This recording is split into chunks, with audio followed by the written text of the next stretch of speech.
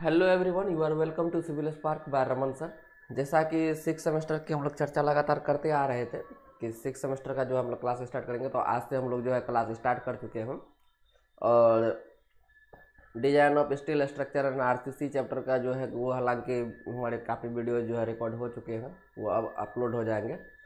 और ये जो मैं आज पेपर आप लोगों को पढ़ाऊँगा, इसमें एंटरप्रेन्योरशिप एंड स्टार्टअप जो सब्जेक्ट है आपका पहला, यानी कि सेमेस्टर में जो है आपका सिक्स सेमेस्टर में जो पहला पेपर है उसको हम लोग स्टार्ट करेंगे आज।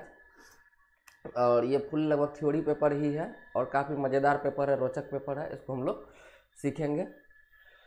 आइए हम लोग स्टार्ट करते हैं। और विशेष आप लोग को पता ही होगा, बाकी अगर किसी तरह का कोई डाउट हो, कुछ भी हो, तो आप हमारे नंबर पर कॉल कर सकते हैं। यूट्यूब पे ही हमारा सारा इसमें नंबर वगैरह हरा सब चीज़ दिया हुआ है, एप्लीकेशंस पे भी दिया हुआ होगा, आपका नीचे स्क्रॉल कर रहा होगा नंबर, तो आप वहाँ पे कांटेक्ट कर सकते हैं। और हम लोग जो है अब स्टार्ट करते हैं, सीधे टॉपिक पे आते हैं। तो ये सिक्स सेमेस्टर का है और पेपर जो है हम लोग का देखिए एंटरप्रेन्योरशिप एंड स्टार्टअप्स है, ठीक है।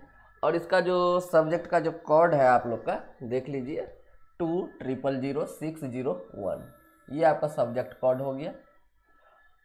और ये जो है six semester diploma in civil engineering में जो एसबीटी बिहार गवर्नमेंट का चलता है, एसबीटीई का सिलेबस के अकॉर्डिंग है, ठीक। इस पेपर को हम लोग पढ़ेंगे आज। और आपको पता है कि आपका जो एप्लीकेशन है, जो चैनल्स है, वो है civil spark by Raman sir के नाम से है।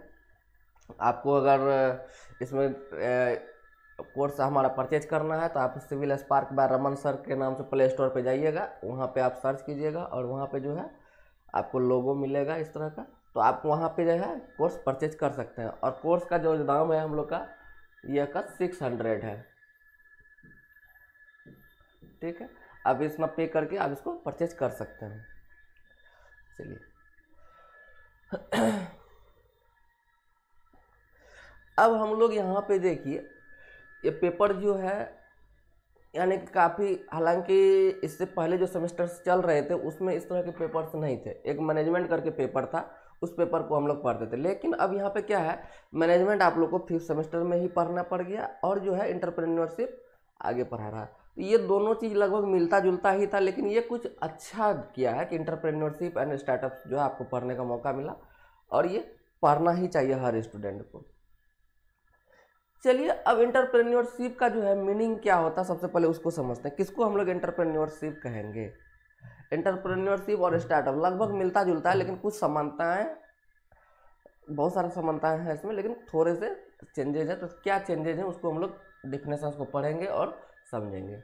आइए देखते हैं एंटरप्रेन्योरशिप। इसका सबसे पहले हम लोग देखते हैं, बहुत सारे स्टूडेंट क्या कहते हैं कि सर हमको इंग्लिश बहुत सारा वर्ड जो है उसको समझ में नहीं आता, तो उसको हम लोग कुछ प्रयास करते हैं हिंदी में उसको ट्रांसलेट करके भी दें। तो आइए देखते हैं यहाँ पे एंटरप्रेन्योरशिप में होता है क्या। इसका सीधा मतलब है उद्यमशीलता। इसका मतलब क्या हो गया? उद्यमशीलता मतलब बिजनेस करता है, जो उद्यमशीलता, बिजनेसमैन, उद्यमशीलता, ठीक है। अब आगे देखते हैं उद्यमिता, एंटरप्रेन्योरशिप, नए संगठन आरंभ करने की, नए संगठन मतलब कोई भी जो नए न्यू ऑर्गेनाइजेशन होगा, संस्था होगा, आरंभ करने की भावना को कहते हैं। यानी कोई जो है व्यक्ति जो है कोई नया जो है उद्योग लगाना चाहता है, या कोई नया बिजनेस प्लान मॉडल लेके आता है, प्लान लेके आता है और उसको वो करना चाहता है, तो उसको हम लोग क्या कहते हैं? एंटरप्रेन्योरशिप कहते हैं या उद्यमशीलता कहते हैं, ठीक है। घबराइए नहीं, इंग्लिश का भी ट्रांसलेट है इसका, हमको इंग्लिश में भी बताएंगे।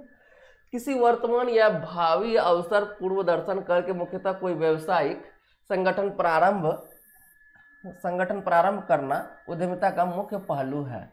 मतलब क्या है कि बाजार में क्या डिमांड है। सपोज कीजिए कि आप चश्मा है। आज से पहले तक हम लोग क्या, आज़ादी के समय से ही हम लोग देश में क्या देखते आ रहे हैं, किसी को देखने की प्रॉब्लम है तो हम लोग वहाँ क्या करते थे? चश्मा का इस्तेमाल करते थे। लेकिन एक एंटरप्रेन्योरशिप क्या किया कि चश्मा के जगह हम और क्या इस्तेमाल कर सकते हैं, तो वो लेकर आया लेंस। जो चश्मा आपकी आंखों में जो है रेटिना में जाके यहाँ फिट कर दिया जाता है और उसको आप जब चाहे निकाल भी सकते हैं और लगा भी सकते हैं। उसमें जो है काफ़ी आसान है और सामने वाले को पता भी नहीं चलता है कि बंदे की आंखों में लेंस लगे हुए हैं, और वो बिल्कुल चश्मे की तरह ही काम करता है, लेकिन चश्मा से बिल्कुल अलग है। आपको पता ही नहीं चलेगा, आंखों में फिट कर दिया जाएगा आपके, वो आप खुद भी कर सकते हैं, बस बाजार से खरीदना है, ला के लगा लेना है। तो वो क्या होता है कि आपको देखने में काफ़ी सुविधा हो जाता है, चाहे वो दूर दृष्टि दोष हो या निकट दृष्टि दोष हो, दोनों में काम करेगा आपका, और पता भी नहीं चलेगा कि बंदा जो है चश्मा लगा रखा है। तो ये खास बात है इसका, ठीक है। तो क्या किया कि वो अवसर को ढूंढा बाजार में कि चश्मा की जगह हम क्या करेंगे, लेंस को लाके इसको चश्मा की जगह रिप्लेस करेंगे, और लोग उसका यूज भी कर रहे हैं लेंसेज को, और इस तरह का जो लेंसेज है बाजार में काफ़ी प्रचलित हो गया। तो अब जो है ये क्या हो गया, हम लोग का एंटरप्रेन्योरशिप हो गया कि वो अवसर को तलाश किया कि चश्मे की जगह कुछ और लाया, और उसके बाद एंटरप्रेन्योरशिप की जगह उसको ला के रख दिया। तो क्या कहलाएगा, ये एंटरप्रेन्योरशिप कहलाया कि चश्मा की जगह हम लोग लेंस को ला के रखे और उसको बाजार में सुचारू रूप से चालू रखे, और अच्छा खासा डिमांड के साथ ये चल भी रहा है। चलिए, तो यहाँ पे जो है इसमें खतरा बहुत ज़्यादा होता है, क्योंकि न्यू बिजनेस है और किसी चीज़ के रिप्लेस करने की बात हो रही है वहाँ पे।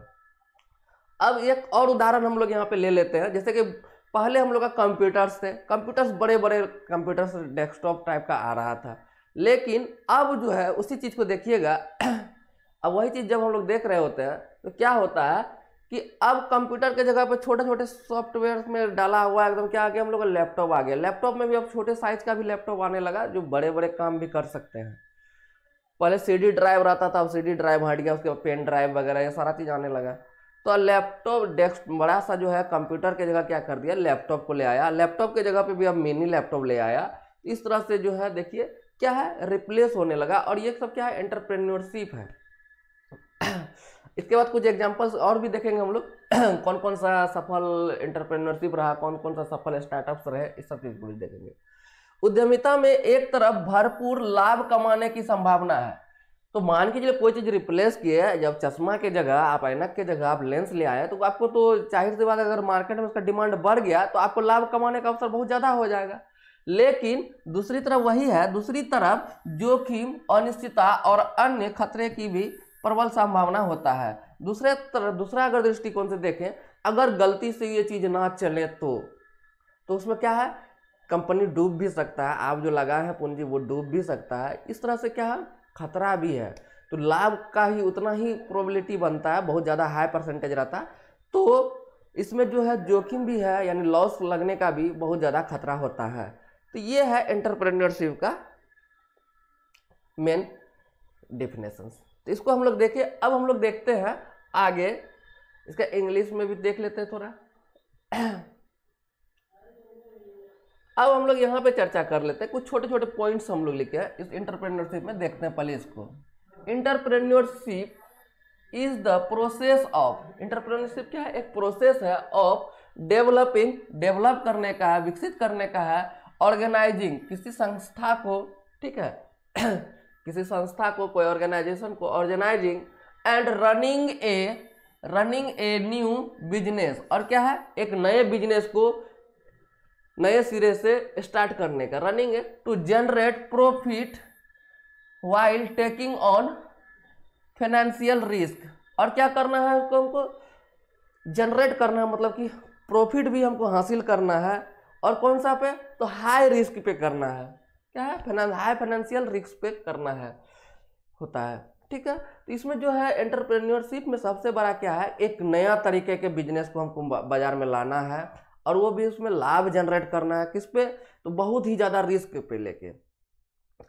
तो बिजनेस है ही रिस्क का चीज़, तो इसमें है जितना आप जो है आपको एप्लीकेबल रख सको। इसमें कुछ कुछ क्वालिटीज होते हैं, उस क्वालिटीज़ को मेंटेन करना होगा आपको, तभी आपको लीडरशिप क्वालिटीज आएगा जब आप में, तब आप बिजनेस कर सकते हैं। फिर नेक्स्ट देखते हैं, an entrepreneur is an individual who identifies a need in the marketplace and works to fulfil it. Entrepreneur क्या करता है, मतलब कोई एक आदमी या एक से अधिक आदमी या दो चार दोस्त मिलके क्या करते हैं, मार्केट में वो एक अवसर खोजता है कि बाजार को क्या जरूरत है, और उस जरूरत को पूरा करने के लिए वो क्या करते हैं कि उस जरूरत को पूरा करने के लिए वो बाजार